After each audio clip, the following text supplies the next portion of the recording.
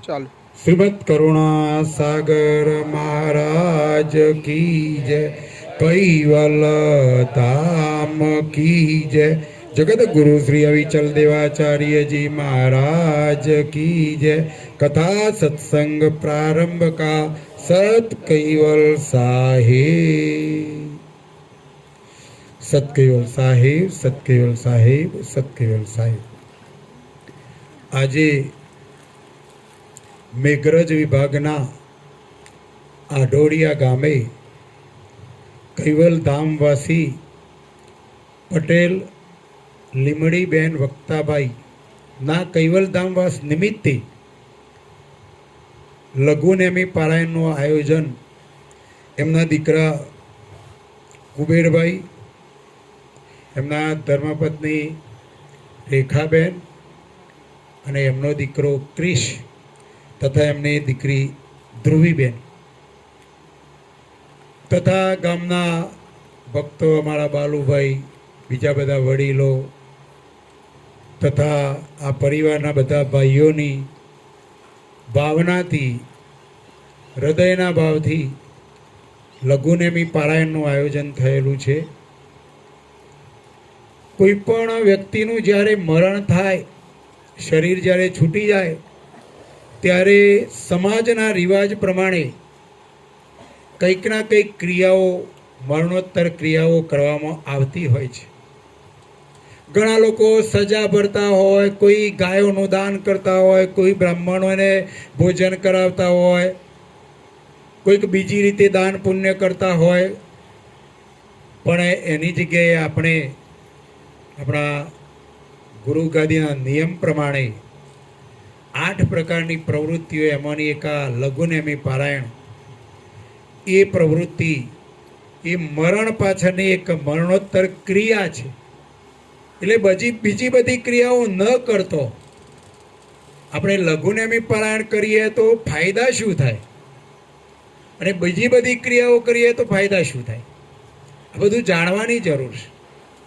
કારણ કે જ્યાં સુધી આપણે ન જાણીએ ત્યાં સુધી આપણી જે પ્રવૃત્તિ, આપણી જે ક્રિયા છે એમાં ફરક પડશે નહીં. એટલે આ બધી જાણ, આ બધી સમજ આપણને આવા લઘુનેમી પારાયણના સત્સંગના માધ્યમથી આપણને જાણવા મળે. એટલે બીજી બધી જે મરણોત્તર ક્રિયાઓ કરવાથી ખોટી છે એવું હું નહીં કહેવા માંગતો, પણ એ ક્રિયાઓ કરવાથી માત્ર ને માત્ર સારું કર્મ બને અને વૈભવી સુખ મળે. વૈભવી સુખ કોને કહેવાય? અને એમાં કૈવલ કરતાના કાયદા પ્રમાણે, કારણ કે સર્જનહારનો જે કાયદો છે કે હે અંશ, તને કર્મ કરવાની સત્તા આપું છું. આપણને બધા એને કૈવલ કરતા એ ક્રિયા કરવાની, કર્મ કરવાની સત્તા આપીશ. એટલે આપણે જે કોઈ ક્રિયા કરીએ એ ક્રિયાઓ કરવાથી કદાચ પાપ પણ બને ને કદાચ પુણ્ય પણ બને. એટલે મરણોત્તર ક્રિયાની અંદર બીજી બધી ક્રિયાઓ કરવાથી માત્ર ને માત્ર એક સારું કર્મ બને ને સારા કર્મનું ફળ વૈભવી સુખ મળે. વૈભવી સુખ કોને કહેવાય?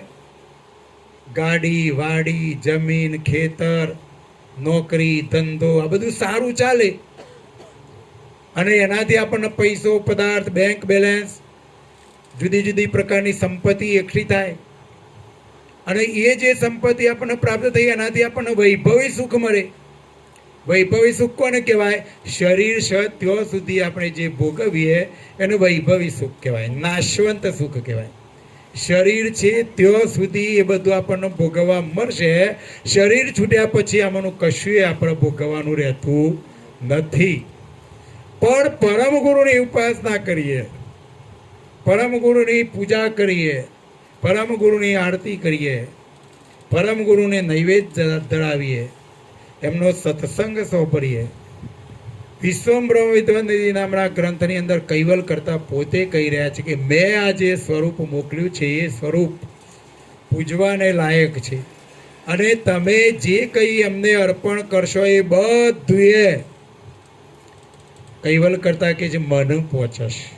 અને મન પહોંચે છે એટલે પરમ ગુરુને મેં સત્તા આપી છે કે તમારો બધો કર્મો માફ થઈ જશે.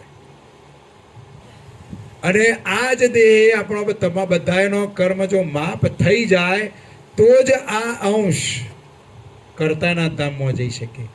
આવ્યો ત્યારે અંશ નિર્મળ હતો, કોઈ પણ જાતનું આવરણ, કોઈ પણ જાતની મોહ માયા કે આ સંપત્તિ પ્રત્યેનો ભાવ કોઈ પણ લાગેલો નહોતો.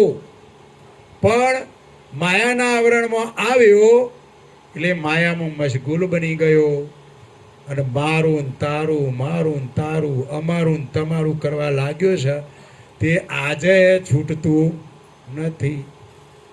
જો જ્ઞાન દ્રષ્ટિથી સમજવાનો પ્રયત્ન કરજો. પરમ ગુરુ કહી રહ્યા છે કે બે શબ્દો જે પકડી રાખેલા છે એ છોડી દો. કયા? મારું અને તારું, અમારું ને તમારું. આટલું છોડી દો. બોલો હેડો, આટલું તમે છોડી દો તો ઘેર કોઈ પણ જાતનો ઝઘડો એ ના થાય, ઝઘડો રહેશે નહીં. કારણ કે બધા ઝઘડા જો હોય, કોઈ પણ પ્રશ્ન બને છે તો એ પ્રશ્નનું મૂળ કારણ શું હોય છે? મારું ને તારું. પરમ ગુરુ શું કહી રહ્યા છે કે હે અંશ, કશું એ તારું એ નથી ને કશું એ મારું એ નથી, બધું એ સર્જનહારનું છે. તારું જો હોત તો પોટલો બોધીને શરીર જ્યારે છોડે એટલે બધું અંગાથી લઈ જોત કા? પણ ના, એક ફૂટી કોડીએ સાથે આવતી નથી. એટલે પરમ ગુરુ આપણને આ માયામાંથી છોડાવવા માટે આવ્યા છે. છોડવાનું છે, ભેગું એ કરવાનું છે, પણ સાથે સાથે માલિકનું ભજન પણ કરવાનું છે. આપણા બધાની ભૂલ ક્યાં પડી ગઈ છે? ભજન કરતા નથી, ટાઈમો ટાઈમ ભોજન કરીએ છીએ. અને અમારા બહેનો તો કહે છે અમારા દાદીમાં છે એ મંદિરમાં ગયો છે, ઉપાસનામાં ગયો છે, એટલે હું ના જઉં તો એ ચાલશે.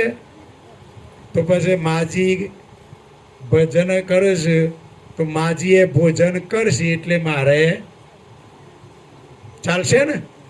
ભોજનમાં ના ચાલે, ભજનમાં ચાલશે. બસ સમજવાનું છે. જે ખાય એ જ ધરાય, જે પાણી પીવે એની જ તરસ छिपाય.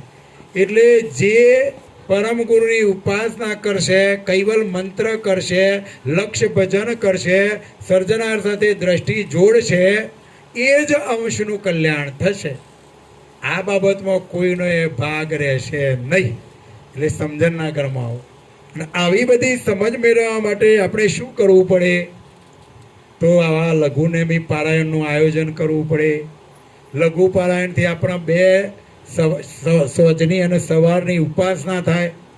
અને જે ઉપાસના કરે એનો બધો જ કર્મો માફ થઈ જાય. અને કર્મ માફ થાય તો અંશ નિર્મળ બને. નિર્મળ બને તો જ એ કર્તાના ધામમાં જાય. અને જે ઉપાસના નથી કરતા, પરમ ગુરુના શરણમાં નથી આવ્યા, એમની શું સ્થિતિ થાય?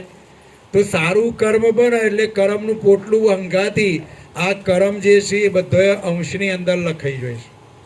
અત્યારે આ માનવ ઘાટમાં આપણે જે કર્મ કરશું એ બધો બંધાઈ લખાઈ જશે. બીજા ઘાટમાં જઈશું એટલે આગળનો કર્મો ઉકેલાશે અને નવો પાછો કર્મનું પોટલું બંધાશે.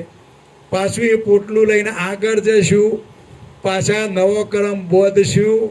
પરમ ગુરુ કે આમણા આમ તો 84 ને કે જન્મ મરણ મેં યુગન યુગન વહી જાય. કષ્ટો આપણે ભોગવી રહ્યા છીએ. એસી કષ્ટ સહો પણ પરમ ગુરુ કે હમસે મિલો નહીં ક્યુ આઈ. પરમ ગુરુ કે છે તું મારા શરણમાં આવી જા. પરમ ગુરુની ઉપાસના આપણે કરશું તો બધો જ કર્મ માફ થઈ જશે.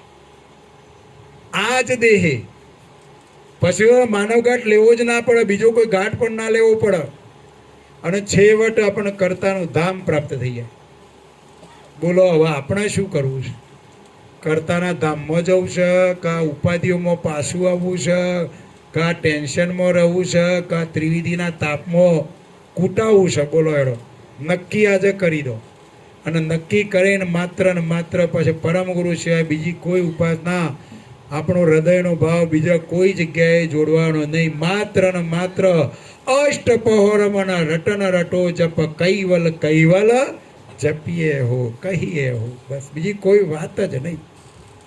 આવો ભાવ પેદા કરવાનો છે, આવી સમજ પ્રાપ્ત કરવાની છે. અને સમજ પ્રાપ્ત કરવા માટે જ ગુરુજીએ આપણને 24 પ્રકારની પ્રવૃત્તિઓ આપેલી છે. હવે 24 પ્રકારની પ્રવૃત્તિઓમાંથી વધારે નહીં તો 2-4 પ્રવૃત્તિઓની અંદર પણ આપણે જોડાઈશું અને એ પ્રમાણેની પ્રવૃત્તિઓ કરીશું તો પણ આપણો તમામ કર્મ પરમ ગુરુ કે હું માફ કરી દઈશ. એટલે આપણને પણ સમર્થ ગુરુ મળ્યા છે. એમાં હાલના જગત ગુરુ આપણને પ્રાપ્ત થયા છે. તો એમની આજ્ઞા અનુસાર ગુરુ ગાદીને આપણે સમર્પિત બનીએ. ગુરુ ગાદીની આજ્ઞા પ્રમાણેની આપણે બધી ક્રિયાઓ કરશું તો ચોક્કસ અખંડ સુખ મળશે. મારે ના કહેવું જુઓ પણ તમને એક દ્રષ્ટાંત સાથેનો દાખલો આપીને સમજાવું. ગુરુ ગાદી એ પરમ ગુરુની ગાદી છે.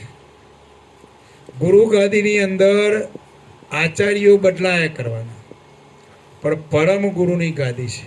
અને પરમ ગુરુની ગાદી ઉપર જે બિરાજમાન હશે એ અગાધ બોધ ગ્રંથની અંદર પરમ ગુરુએ કહ્યું છે કે મારી સ્થાપેલી ગાદી ઉપર જે બિરાજમાન થશે એ મારા સમાન હશે. સમજણના ઘરમાં આવો, બસ બીજી કોઈ વાત નહીં. ગુરુ ગાદીથી વિમુખ થયેલા સાધુ હોય, સંત હોય, ભક્તજનો હોય, દરેકને માટે જો સમજણના ઘરમાં આવીએ. મને એક પ્રતિવાદીએ પ્રશ્ન કર્યો કે ગુરુજીના મુખે કથા સાંભળીએ છીએ, સંતોના મુખે કથા સાંભળીએ છીએ, ભક્તજનોના મુખે કથા સાંભળીએ છીએ, અને ગુરુ ગાદીથી વિમુખ થયેલા બધા સંતો ભક્તોના મુખે પણ અમે કથા સત્સંગ સાંભળીએ છીએ. કથા સત્સંગ તો બધો કે પરમ ગુરુનો જ છે ને.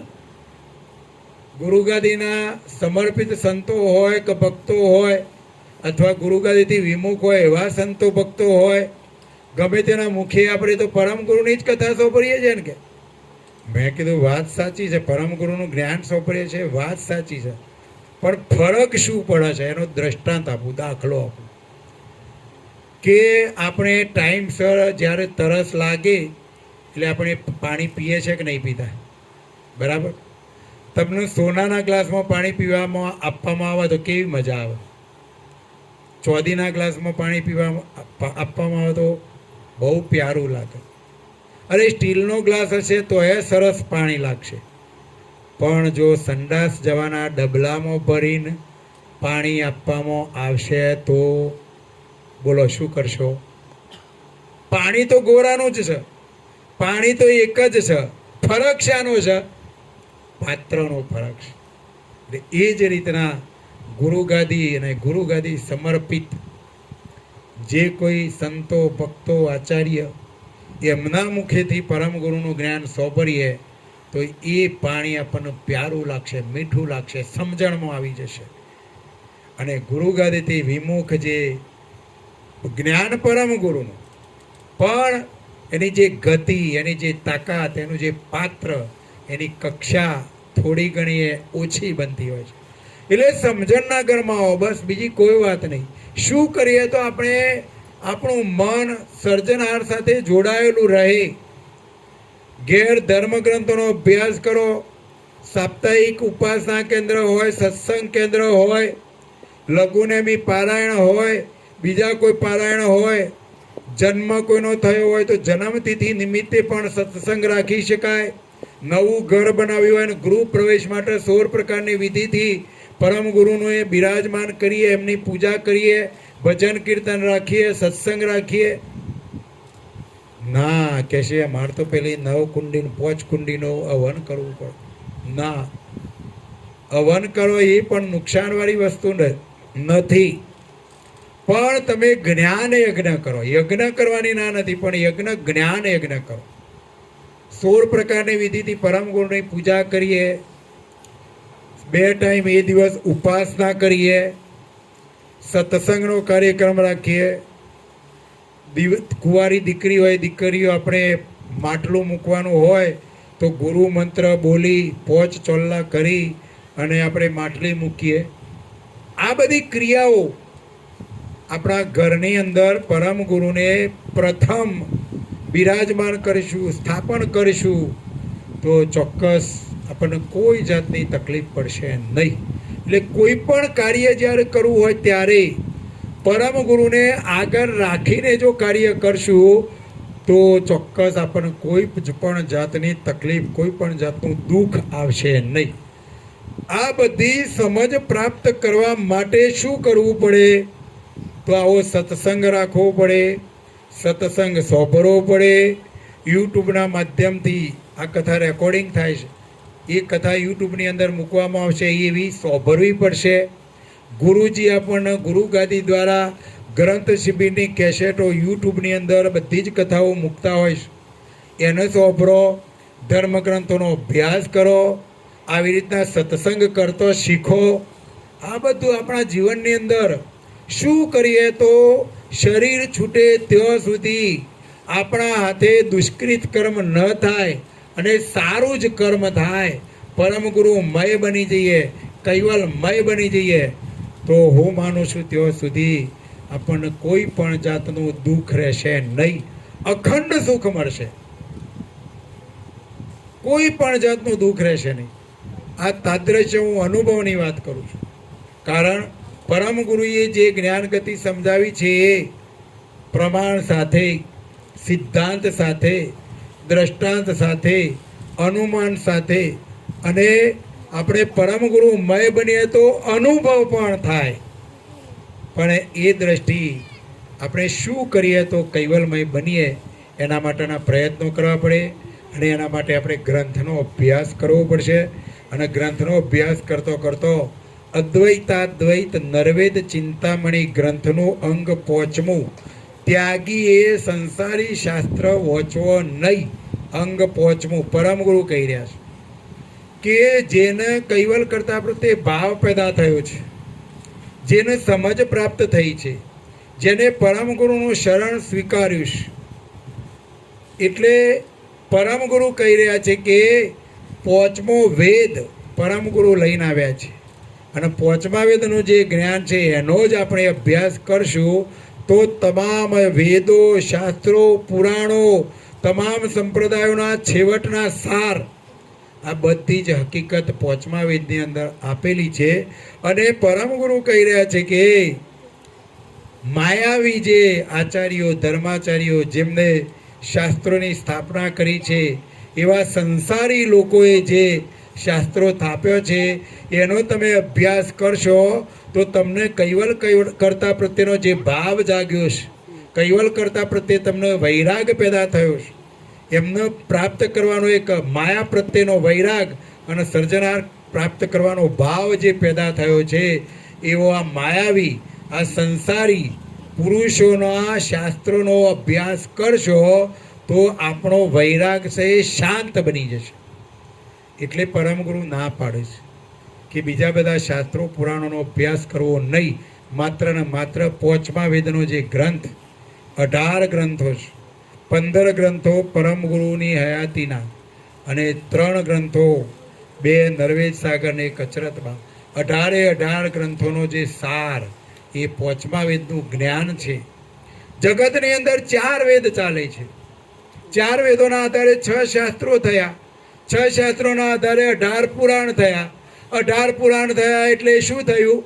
18 ભગવાનોની સ્થાપના થઈ. 18 ભગવાનોની સ્થાપના થઈ એટલે બધાએ ભગવાન વેચી લીધા. આ મારા ભગવાન, આ તારા ભગવાન. જો આવ્યું કે ના આવ્યું? મારું ને તારું આવ્યું કે ના આવ્યું? પરમ ગુરુ કીધે કે કોઈ અમારું એ નથી ને કોઈ તમારું એ નથી, બધું એ સર્જનહારે ઉત્પન્ન કરેલું છે, કૈવલ કર્તાનું ઉત્પન્ન કરેલું છે. તમામ દેવી દેવતાઓ, ઈશ્વરી અવતારો, કીડી, પતંગિયું, હાથી, ઘોડા, જે કંઈ આપણને દેખાય છે તમામ 84 લાખ પ્રકારના ઘાટો, 14 લોકના દેવો, આ બધું એક જ સર્જનારે ઉત્પન્ન કરેલું છે. અને એવા સર્જનહારનું આપણે ભજન કરવાનું. એટલે દેવી દેવતાઓનો ઈશ્વર અને ઈશ્વરી અવતારો એ પૂજનીય છે, વંદનીય છે, પણ એમનું કર્તાપદ લાગતું નથી. એટલે એ આપણા મોટા ભાઈ છે, ભાઈ તરીકે આપણે પૂજા કરીએ તો બરાબર, પણ સર્જનાર તરીકે પૂજા કરશો તો આપણી કરેલી પૂજા કૈવલ કરતા સુધી પહોંચતી નથી. માનો કે ના માનો, સ્વીકારો કે ના સ્વીકારો, પણ જે યથાર્થ જ્ઞાન છે, યથાર્થ વસ્તુ છે, અને આજે નહીં તો કાલે, કાલે નહીં તો આવતા જન્મે પણ યથાર્થ જ્ઞાનને સ્વીકાર્યા સિવાય છૂટકો નથી. પણ તમારું ને મારું તો ભાગ્ય કહેવાય કે જેના કારણે આ જ દેહે આપણને આવા સમર્થ પરમ ગુરુ પ્રાપ્ત થયા છે. અને એમાં તમારું ગામ તો આખું એ ગામ જ્ઞાન સંપ્રદાય સાથે પરમ ગુરુના શરણમાં જોડાયેલું છે. એટલે તમારું તો અમારા ગામ કરતો એ અહોભાગ્ય કહેવાય. અને આવા સમર્થ ગુરુ આપણને પ્રાપ્ત થયા છે. તો એવા પાંચમા વેદનો જે ગ્રંથ અદ્વૈતાદ્વૈત નર્વેદ ચિંતામણી ગ્રંથ, એનો આપણે અભ્યાસ કરીશું. તો ત્યાગી એ સંસારી શાસ્ત્ર વાંચવો નહીં, નહીતર શું સ્થિતિ જશે? ઊંડા ધરામાં જઈને પડશો. કોઈ કાઢનાર મરશે નહીં. કેમ? કે એ શાસ્ત્રો વાંચો તો સર્જનાનું જ્ઞાન લુપ્ત થઈ જશે અને આ જન્મ મરણના બંધનમાંથી મુક્ત થવાનો રસ્તો પ્રાપ્ત થશે નહીં. હું વારંવાર કહું છું. એટલે ચોક્કસ મનને દ્રઢ બનાવી દો. પરમ ગુરુના વચનો ઉપર દ્રઢ વિશ્વાસ રાખીને આપણે ચોક્કસ પરમ ગુરુના વચનોને શિરોમાન્ય ગણી અને કૈવલ કરતાનું આપણે ભજન કરવાનું છે. તો અભ્યાસ કરતાં કરતાં 16મી ચોપાઈથી અભ્યાસ કરીશું. ચૈતન તો જડ કે સાક્ષી, પણ જડ ચૈતન લહે કમઈ, જો તે ચિતર કી ચિતર ન કુગત, ચિતર લહત નહીં ગમઈ. ચૈતન તો જડ કે સાક્ષી, પણ જડ ચૈતન લહે કમઈ. ચૈતન અંશ એ જડ ઘાટનો સાક્ષી છે. આ શરીરની અંદર સાક્ષી રૂપે હોય તો કોણ છે? શરીરનો સંચાલક કૈવલ કરતાનો અંશ.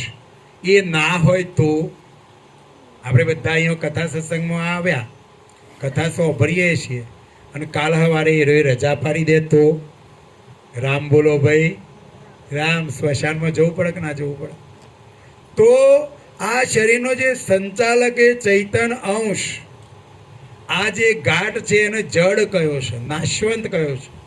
પણ આ નાશવંત ઘાટ સાથે આ ચૈતન અંશ જોડાયેલો છે. એટલે જ આપણે આ 3.5 મણ વજનની કાયા આખા વિશ્વની અંદર ફરી શકે છે. પરંતુ જડ ઘાટ, પરંતુ સ્થિતિ કેવી થઈ છે?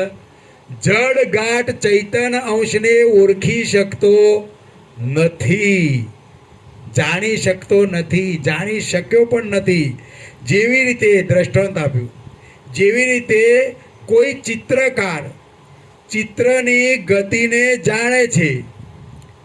કોઈ ચિત્રકારના કોઈ ચિત્ર દોરવું હોય તો એ ચિત્ર કેવું દોરવું, એ ચિત્રકાર ચિત્રની ગતિને જાણે છે.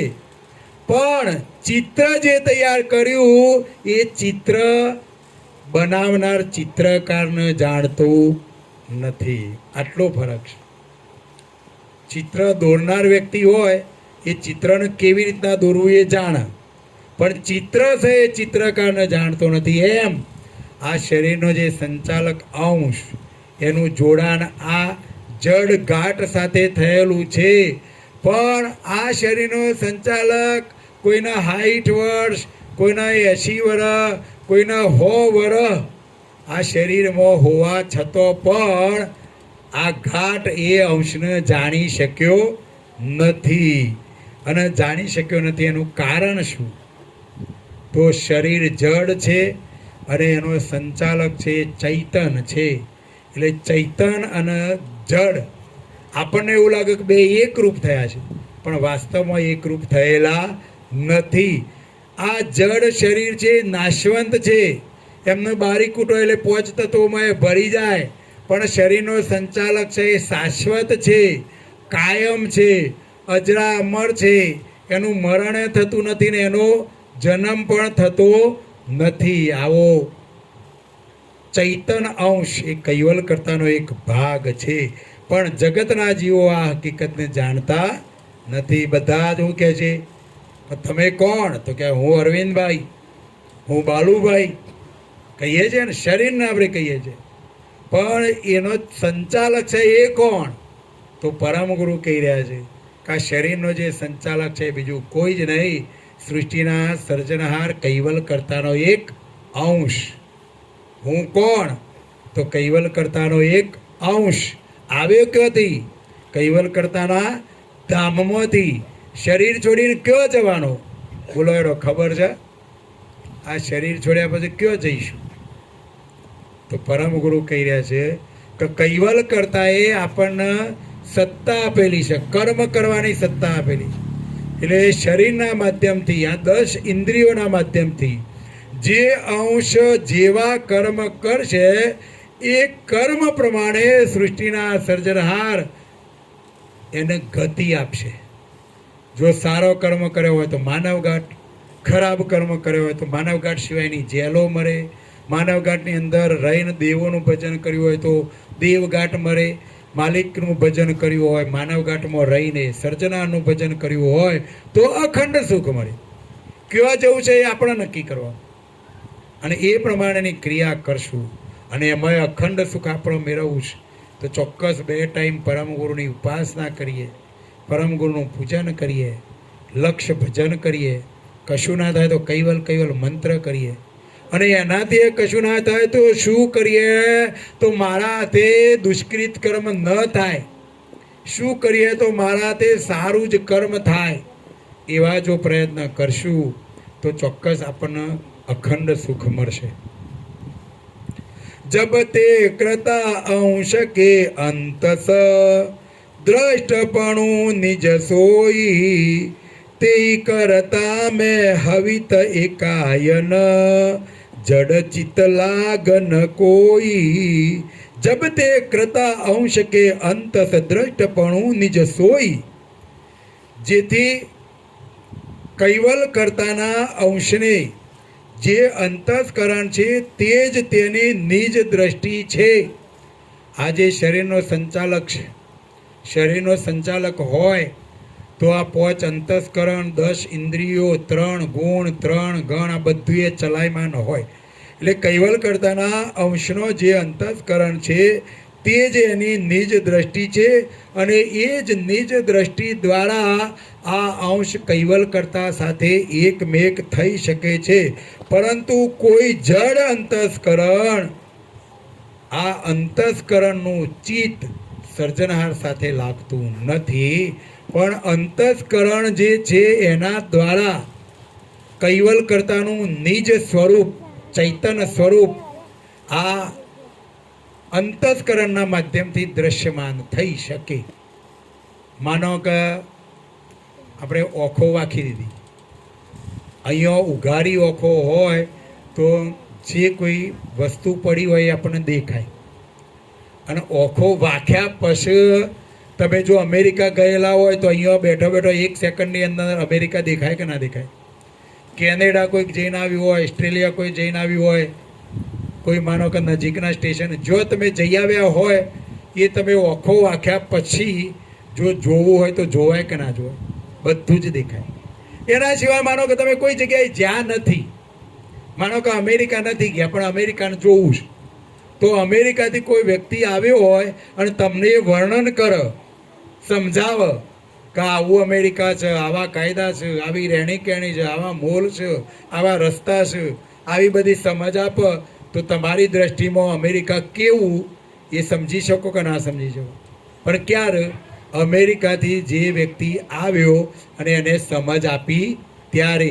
એમ પરમ ગુરુ કૈવલ કર્તાના ધામમાંથી આવ્યા છે. એટલે કૈવલ ધામ કેવું, કૈવલ ધામમાં કઈ રીતે જવાય એવી બધી જ સમજ આ 5મા વેદની અંદર આપેલી છે. અને એ પ્રમાણે પરમ ગુરુના વચનોને સોંપરીએ અને સમજીએ અને એ પ્રમાણેની ક્રિયા કરીએ તો કૈવલ ધામ જવું હોય તો જવાય કે ના જવાય? ચોક્કસ જવાય. પણ જવા માટે પરમ ગુરુના જે વચનો છે એને સોંપરવો પડે, સમજવો પડે અને એ પ્રમાણેની ક્રિયા કરવી પડે. એટલે અહીંયા પરમ ગુરુ પણ કહી રહ્યા છે કે અહીંયા બેઠો બેઠો કૈવલ કરતાનો દર્શન કરવો હોય તો ઓખો વાંખીને અંતરદ્રષ્ટિથી આપણે પરમ ગુરુ કહે છે એ પ્રમાણેનો વચનો સોંભળી સમજી અને આપણી દ્રષ્ટિને ત્યાં પહોંચાડીએ તો ચોક્કસ કૈવલ કરતાના દર્શન પણ થઈ શકે. એહી પર કારણ હવે બિનાગત તીવ્ર રાગ નહીં તજઈ પ્રોક્ષ પરમ ઉત્કૃષ્ટ આરત સે કૃતા આદ કુબ જઈ. એ પર કારણ હવે બિનાગ્રત તીવ્ર રાગ નહીં તજહી. આ પ્રમાણે પરમ ગુરુ કહી રહ્યા છે કે માયા પ્રત્યેનો ભાવ છોડીને કૈવલ કરતા પ્રત્યે સર્જનાર પ્રત્યે તીવ્ર વૈરાગ ધારણ કરીને એ ત્યાગને એ વૈરાગને ત્યજવો નહીં. ગમે તેવા સંજોગો આવે તો પણ આપણા હૃદયમાં કૈવલ કરતા સિવાય બીજું કશું જ હોવું જોઈએ નહીં. પરોક્ષ રહેલા પરમ સુખ સ્વરૂપ આદિ કૈવલ કરતાનું શુદ્ધ આરતથી નમ્રતાપૂર્વક હૃદયના ભાવથી કૈવલ કરતાનું ભજન કરશું તો આપણો જે સર્જનાર પ્રત્યેનો વૈરાગ છે એ ઓછો થશે નહીં. સમજણના ઘરમાં આવજો, સમજવું પડશે તો ચોક્કસ આપણો હૃદયનો ભાવ આ રીતે પરમ ગુરુ સાથે કૈવલ કરતા સાથે જોડેલો રાખીશું તો જ અખંડ સુખ મળશે. કોઈ પણ જાતનું દુઃખ રહેશે નહીં. જદીપ જોગ વૈરાગ રખન જીનો નિજ પતિ પદ પાવન કે તદ પિતાય નહીં સુનિત શાસ્ત્ર કો વદિત નારી કે જન કે. જદીપ જોગ વૈરાગ રખન જીનું નિજ પતિ પદ પાવન કે. પરમ ગુરુ કહી રહ્યા છે કે નિજ પતિ પદ પ્રાપ્ત કરવું હોય તો યોગ વૈરાગ કૈવલ કરતા સાથેનો ભાવ તીવ્ર અતિ ઉજાગ્રત જો રહેલો હશે તો કોઈ કારે આપણને દુઃખ પ્રાપ્ત થશે નહીં, અખંડ સુખ મળશે. પણ જો આપણો ભાવ સ્ત્રી પ્રત્યે હોય અને સ્ત્રી સંગી પુરુષોએ રચેલા શાસ્ત્રો સાથે સંગ રાખશો તો આપણે કહીએ છીએ ને સંગ એવો રંગ. એટલે આપણે કોના સાથે સંબંધ રાખીએ છીએ, કોનો અભ્યાસ કરીએ છીએ, કોનો રચેલો શાસ્ત્રોનો અભ્યાસ કરીએ છીએ એના આધારે આપણી ગતિ પ્રાપ્ત થતી હોય છે. એટલે અહીંયા પરમ ગુરુ કહી રહ્યા છે કે જે સ્ત્રી સંગી મહાપુરુષો હોય, ત્યાગી ભલે કહેવાય પણ સ્ત્રી સંગી હોય અને એમને જે શાસ્ત્રો બનાવેલો હોય એવા શાસ્ત્રોનો અભ્યાસ કરવો નહીં. પુનિત નાર કે વચન સુનિત સે સહેજ સ્વભાવ બોલન કે जिनके बाद न लगत त्याग को कहु दृष्टांत खोलिन के. पुनित नार के वचन सुनित से सहज स्वभाव बोलन के. सहज स्वभावથી બોલનાર પવિત્ર સ્ત્રીના વચનો શ્રવણ કરવાથી ત્યાગને કોઈ પણ પ્રકારનો બાદ લાગતો નથી. જો પરમ ગુરુ કહી રહ્યા છે કે ભાઈ કોઈ પણ સ્ત્રી હોય પણ એની અંદર પણ વૈરાગ ભાવ હોય, જેમ આપણા જ્ઞાન સંપ્રદાયની અંદર અચરતબા થઈ ગયો. અચરતબાનો હૃદયનો ભાવ પરમ ગુરુ સાથે જોડાયેલો હતો. તીવ્ર વૈરાગ એમનો કૈવલ કરતા સાથે ભાવ હતો. એટલે આવા કોઈ પણ સ્ત્રી હોય એમના વચનો સાંભળવામાં કોઈ બાદ લાગતો નથી. તે વિશેનું એક દ્રષ્ટાંત પરમ ગુરુ આપણને કહી રહ્યા છે. जो कोई तामस देव उचरत ओट मनुष्य की सोई तिनके निज मुख बचन सुनित में सुनित से मरत नहीं किनु कोई. जो कोई तामस देव उचरत ओट मनुष्य की सोई. जेवी रीते कोई तमोगुणी देव માણસના શરીરમાં જાય અને બોલવા લાગે, પરંતુ સાધ કર્યા સિવાય તેના મુખથી ઉચ્ચારાયેલો વચનો સોભરવાથી કોઈ પણ મનુષ્ય મૃત્યુ પામતો નથી. માનો કે કોઈ તમોગુણી દેવ હોય અને એ દેવ એના તમોગુણવાળા માણસના શરીરનો આધાર લઈને બોલે. તમોગુણી હોય, દાખલા તરીકે કોઈ ભૂત યોનિનો વ્યક્તિ હોય અને બીજાના શરીરમાં પ્રવેશ કરે, અને તમોગુણી હોય અને કોઈ પણ સાધ કર્યા સિવાયની વસ્તુનો એ ઉચ્ચાર કરે, ગમે તેમ કદાચ બોલે, તો આપણે એવું ના માની લેવાનું કે ભાઈ આ આવું બોલ્યો છે એટલે આપણું મરણ થઈ જાય. કોઈ કાર્ય એ બની શકે નહીં. પરમ ગુરુ આપણને દ્રષ્ટાંત આપીને સમજાવી રહ્યા છે કે આવો તમોગુણી દેવ, અત્યારે ઘણા દેવો એવા હોય છે, અને ખાસ માતાજીઓ. તમારા અહીંયા શું માતાજીઓ? અમારે તો તે બધો જોગણીમાં, મેલડીમાં, રેપરીમાં, પછી ડભુરીમાં, બધી કેટલીય દેવીઓ અમારે તો ત્યાં છે. તમારો હોય નહીં તે સારું છે. અમારે તો રોજ ત્યાં કણે રમેણો ચાલે જાય ને ધૂણવાનું ચાલે જાય ને આખી રાત ઊંઘવાય ના દે. પણ પરમ ગુરુએ એક ગ્રંથની અંદર કહેલું છે કે દેવલોકની આ બધી દેવીઓ દેવોના કયામાં નથી રહેતી, એટલે દેવોએ દેવીઓને તગડી મૂકી છે, અને તગડી મૂકેલી દેવીઓ આ મૃત્યુલોકમાં આવી છે, અને આ મૃત્યુલોકના માનવો ઈવન કાયમ હારું હારું નૈવેદ્ય ધરાવે છે, એટલે એ નૈવેદ્ય ખાવાની ઈવન મજા પડી જાય છે, એટલે એ આ મૃત્યુલોકમાંથી કઈ જતી નથી. પણ પરમ ગુરુ કહી રહ્યા છે કે તમારી સ્થાપેલી દેવી તમે કાયમ એને નૈવેદ્ય ધરાવો છો, નૈવેદ્ય ધરાવો છો એટલે ખુશ રહેશે. પણ 4 દાડા લગ્નમાં જ્યાં અને જો નૈવેદ્ય ના ધરાયું તો એ જ દેવી તમારા ઉપર કોપાયમાન થાય છે, અને એ જ દેવી તમને હેરાન કરે છે. માટે આવી દેવીઓનું તમારા ઘરમાં સ્થાપન કરવું જોઈએ નહીં. આ પરમ ગુરુના શબ્દો છો, હું નહીં કહેતો, અને આ સત્ય સનાતન હકીકત છે. કારણ કે જેવા દેવીઓનું સ્થાપન છે ને એ દેવીઓના ભુવાઓ જે છે ને એ ભુવાઓની મેં તો અભ્યાસ કર્યો છે એ પ્રમાણે એ ભુવાઓની બધી જ પેઢીઓ દુઃખી છે. કારણ કે સ્થાપન કર્યું પછી કાયમ જે ધરાવતા હોય ના ધરાવને 1-2 દાડા વચ્ચે ગાપચી વાગે તો પેલું કોપાયમાન થાય કે ના થાય? તમારા ઘરનું જ કોઈક વ્યક્તિ છે માની લો, કાયમ આપણા કોઈ દાદા હોય ને કાયમ તમે સરસ ભોજન આપતા હોય, અને પછી ચોક બાર મહેમાન કદી ગયા 4 દાડા ખાવા ના આપો, તો એ દાદા તમારા ઉપર દંડો લી કે ના લે જ. બસ આ જ સ્થિતિ આ જગતની અંદર ચાલી રહી છે. પણ આવું સત્ય સનાતન જ્ઞાન જગતના જીવો જાણતા નથી, અને જાણતા નથી એટલે જ આખું એ જગત બ્રહ્મજાળમાં પડી ગયું છે, બ્રહ્મમાં પડ્યું છે, વેમમાં પડ્યું છે. દોરા ધાગા ન જાણો એવી બધી કેટલાય પ્રકારની અંધશ્રદ્ધાઓ ચાલી રહી છે. પણ એ અંધશ્રદ્ધાઓ ચાલવા પાછળનું કારણ બીજું કોઈ જ નહીં. 5મો વેદ, 5મા વેદનું જ્ઞાન આપણે જેમ જેમ પ્રચલિત કરશું એમ એમ જ્ઞાનરૂપી દીવો પ્રગટ થશે, અને અજ્ઞાનરૂપ અંધારું દૂર થશે. પણ એના માટે આપણે બધાને પ્રયત્ન કરવો પડશે. જેને આ જ્ઞાન પ્રાપ્ત થયું છે એ બધાને, આપણા સગા હોય, સંબંધીઓ હોય, પરમ ગુરુએ આપણને ગુરુજીએ સૂત્ર આપ્યું છે, સગા સૌ નેમી અને નેમી સૌ સગા. જે નેમી છે એમને સગા બનાવી દેવાના, અને સગા હોય એને નેમી બનાવી દેવાના.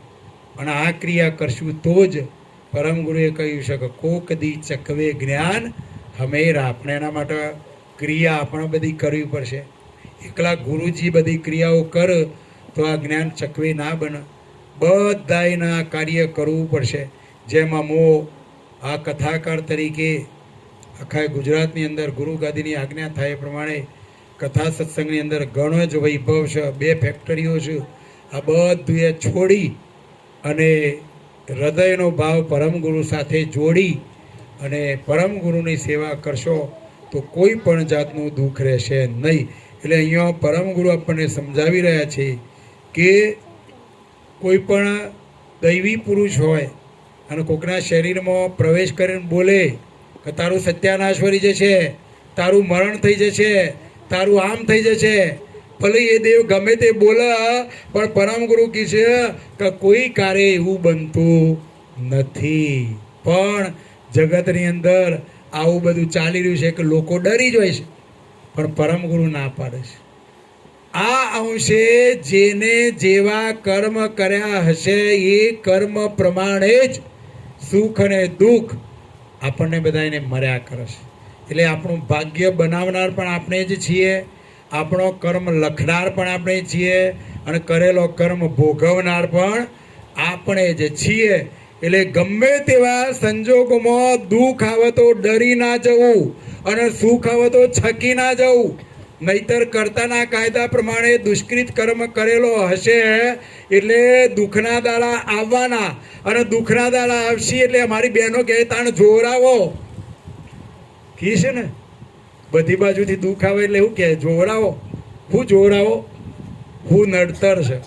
પછી ભૂવાને બોલાવશે, અને ભૂવો તો રાહ જોઈ રહ્યો હોય તો માર તો ઘરાક આવ્યું, તરત જ કહેશે કે આ જે જતા રહ્યા એ થયા છે, અને સવારે ખેતરમાં તો પેલો સાપ દેખાય પાછો, એટલે આપણું મન દ્રઢ થઈ જાય ને આપણે ડરી જઈએ.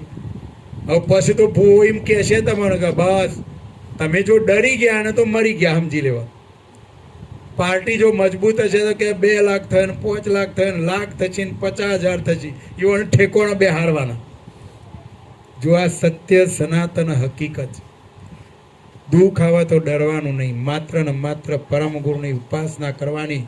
હે પરમ ગુરુ, કૈવલ કરતાના કાયદા પ્રમાણે મારા તે પૂર્વ જન્મમાં કોઈ દુષ્કૃત કર્મ થયું હશે એટલે તમે મને આ દુઃખ રૂપ પ્રસાદી આપી છે, એટલે હું એને સ્વીકારી લઉં છું. તમે આવો ભાવ ભરશો તો કોઈ પણ જાતની શરીરની વેદના થશે નહીં. બસ સમજવાનું છે. એટલે ગમે તે કોઈ દેવ બીજાના શરીરમાં પ્રવેશ કરીને ગમે તેવું બોલે તો એ પરમ ગુરુ કહે છે કે ડરવાની જરૂર નથી. તેહી દેવન મેં સંગી ઉપાસન કરન હાર મંતરઈ, સોહી મંત્ર જય જનક સુનાવત તુરત જાય તે મરઈ. તે દેવન સે સંગી ઉપાસન કરન હાર મંતરઈ. પરંતુ તે જ દેવના સંગમાં રહીને ઉપાસના કરનાર જ મંત્ર સાધે છે. તે જ મંત્ર જો કોઈ મનુષ્યને સંભળાવે તો મનુષ્ય તરત જ મૃત્યુ પામે છે. આ સ્થિતિ પાછી કે કોઈ દેવનો મંત્ર હોય અને મંત્રની સાધના કરેલી હોય અને મંત્ર જો કંઈક કરે તો મૃત્યુ પામે. પણ ક્યારે? આમાં સંજોગ કામ કરે છે પાછો. કે માનો કે કોઈનો એવો કર્મ હોય અને કર્મના આધારે એનું આયુષ પૂરું થવાની તૈયારીઓ હોય, અને પેલો મંત્ર કહેવાની તૈયારી હોય, કાગડો બેસવા અને દારૂ ભાગવા, આવી સ્થિતિ હોય એટલે જ આવું બને, બાકી તો બનતું નથી. એટલે પરમ ગુરુ કહી રહ્યા છે કે ડરવાની જરૂર નથી. યાગત બરનન સંગી નારકે શાસ્ત્ર પુરાણ સબેહી, તેહી શાસ્ત્ર સુન લલિત નારકે ત્યાગ ન બંચ શકેહી. યાગત બરનન સંગી નારકે શાસ્ત્ર પુરાણ સબેહી. આ પ્રમાણે સ્ત્રીનો સંગ કરનાર પુરુષોએ જે શાસ્ત્રો અને પુરાણો વર્ણવ્યા છે તેવા શાસ્ત્રો શ્રવણ કરવાથી સુંદર સ્ત્રીનો ત્યાગ બચી શકતો નથી. પરમ ગુરુ કહી રહ્યા છે કે જે સંસારી હોય એવા ત્યાગી પુરુષો, જે સંસાર હોય પણ ત્યાગ ધારણ કર્યો. ઘણા બધા ત્યાગી પુરુષો હોય છે પણ એમનો પરિવાર હોય. અરે મોટા દેવો પણ જો, મોટા દેવો જો, શિવજીનો પરિવાર હતો, વિષ્ણુ ભગવાનનો તો વિષ્ણુ ભગવાનનો તો પરિવાર નહોતો, પણ બ્રહ્માનો પરિવાર હતો. બધાના પરિવાર, દેવોના બધાના પરિવાર હતા. તમે વિચાર કરો, શિવ પાર્વતી, રામ સીતા, રાધા કૃષ્ણ, શક નહીં.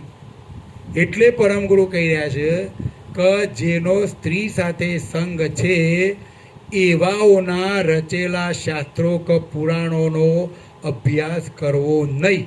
નહીતર શું થશે? આપણને કૈવલ કરતા પ્રત્યેનો જે ભાવ પેદા થયો છે એ ભાવ પણ ઓછો થઈ જશે. વાત સાચી કે ખોટી?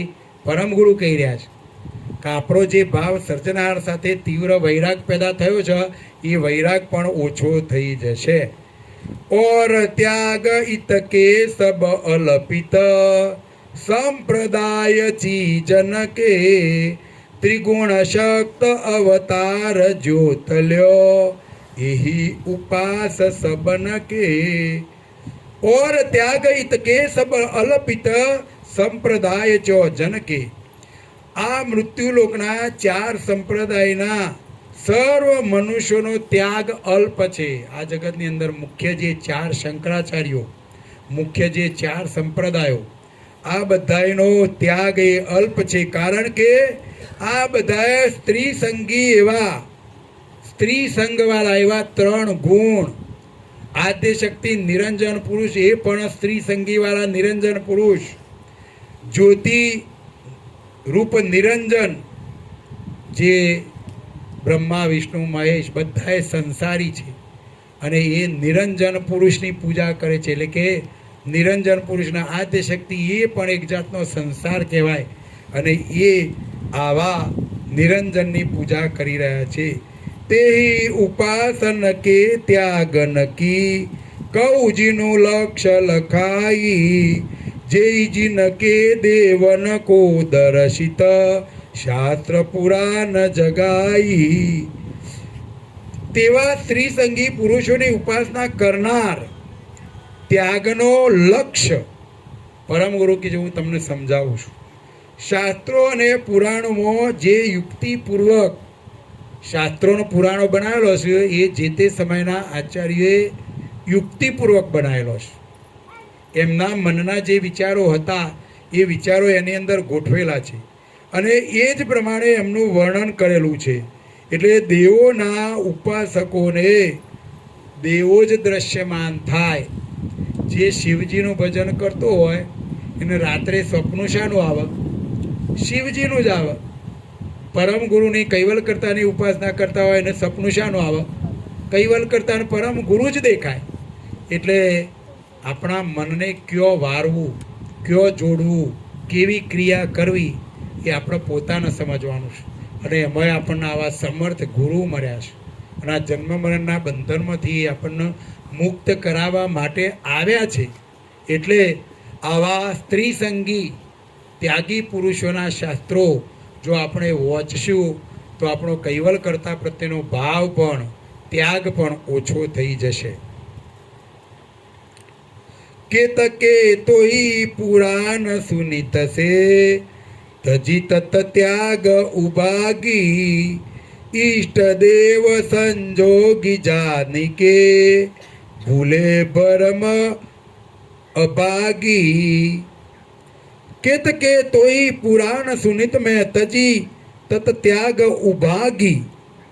પરમ ગુરુ કહી રહ્યા છે કે કેટલાક માણસો રામાયણ, મહાભારત, શિવ પુરાણ આ બધા પુરાણોની કથા સાંભળવાથી